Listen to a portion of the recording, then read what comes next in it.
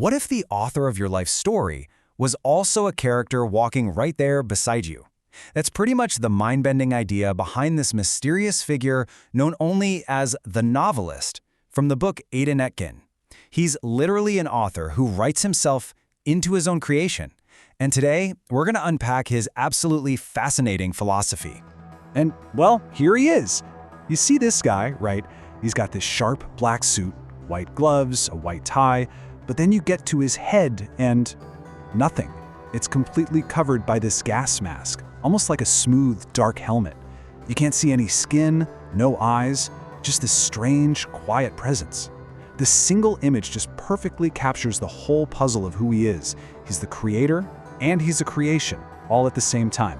So yeah, that immediately brings us to the big question that drives this whole thing. Who, or maybe more like what, is the novelist? And to even start to get a handle on that, you first have to understand the bizarre universe that he's actually built. All right, so first things first, we got to talk about the world itself. Because in the world of Ada Netkin, reality isn't just written down in a text. Reality is the text. The whole thing is a living story, and the author is right there, walking around inside of it. The novelist actually says this directly to one of his characters, a guy named Tenhut.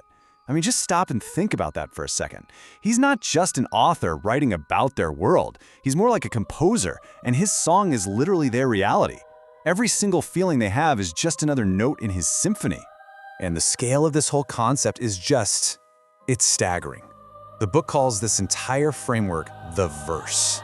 And we're not just talking about one story in one universe, It's a whole multiverse of infinite stories all nested and stacked inside this cosmic grid.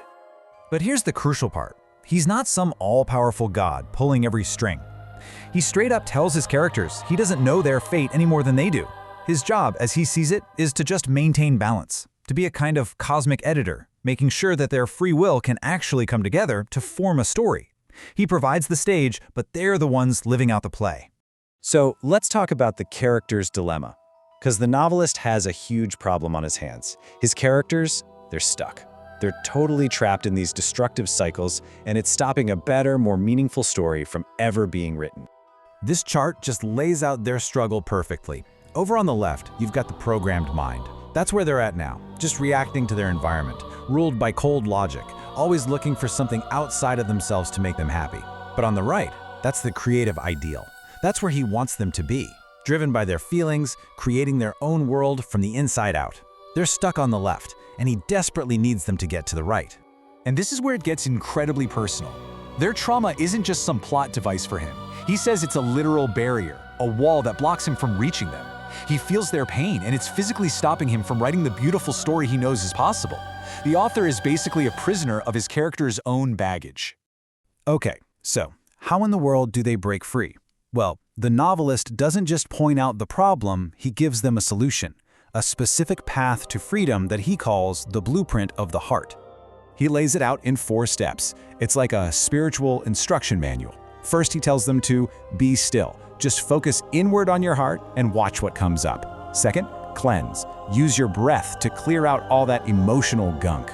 Third, and this one is the big one, forgive. You have to let go of the past so it's not controlling your present. And only then, only after all that inner work is done, can you move on to step 4, create. And this right here, this is the core of his whole philosophy for them. In their world, logic isn't the king. It isn't the boss. It's just the structure, the scaffolding. The actual creative blueprint, the important part, that has to come from the heart. This quote really just says it all, doesn't it? Forgiveness is the key. And it doesn't just unlock the character's future, it unlocks the author's ability to create a better world for them.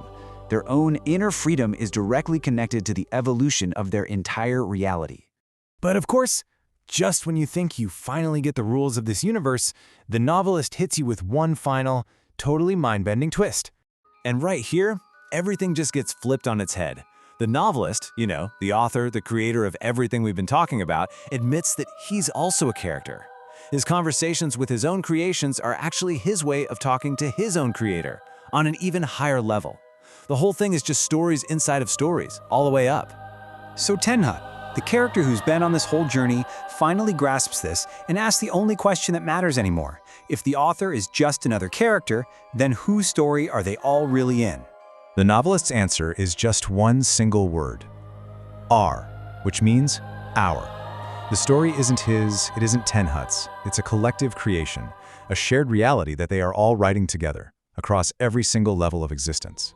And that just leaves us with a final, massive question to think about. If this whole philosophy is true, that we're all just characters co-creating a shared reality, which is probably nested inside other realities, then the question isn't just what story are you in, it's what story are you helping to write?